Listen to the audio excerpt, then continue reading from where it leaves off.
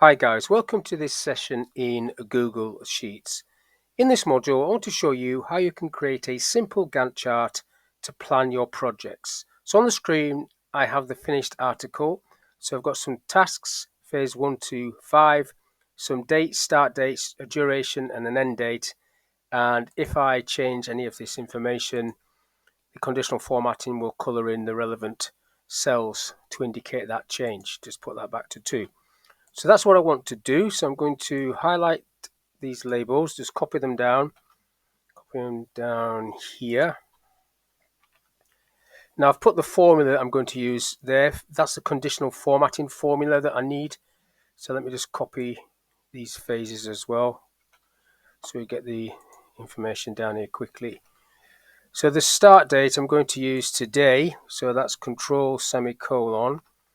And then the first one's going to have a duration of 2 days. And then I need to do a little sum here, equals that date plus the duration. Now when I press enter on that, that's going to come up with a second. So if that starts at 8 o'clock all day the 30th and then all day the 1st, that's 2 days. I don't want that to come on to the second. So I need that to be a -1 at the top there. So -1. And then that will come back to the 1st, which is okay. And then this date I want to link into the end date there, but also put a +1 on it, so it's a gap. You don't have to do that, but this is just what I want to do. And then some durations, I'll just add some durations for these tasks. Then if I pull this down and then pull that one down like so. So we've got the 5th, 1 day, 5th. Starts on the 5th, finishes on the 5th. Change that to 2, finishes on the 6th. That's how I want it to be. So now what I need to do is basically just make this a little bit smaller, actually, the screen, and grid this off. So highlighting across the top, all borders like so. Now the dates that I've got here are formatted like that. So if I put today's date in there, control semicolon for example, I need to format that date. So if I go up to the 1, 2, 3 there, down the bottom here, you've got custom date and time. And what you can do is select what you want it to be. So I want it to be day. I need a / in there. And then month. Like that. Apply that. So then it shows it like that. And I can pull that over to fill it in like so. Now the rest of it, I want these to colour up. This is all to do with conditional formatting. I should border the rest of this off actually. In fact, I'll border everything off. So that's to do with conditional formatting, and I'm using the formula option like so. Like so. Right, I need to highlight all of this space.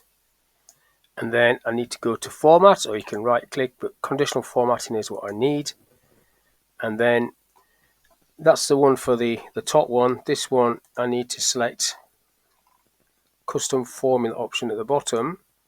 So you put your formula in this box, so it's going to be equals and open the bracket, and then E, but I need to $sign the 10, so I'm putting a $sign on the 10, is greater than or equals to.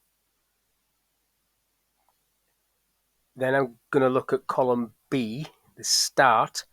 So that needs to have a $sign if you look there on the letter B. So $sign B11.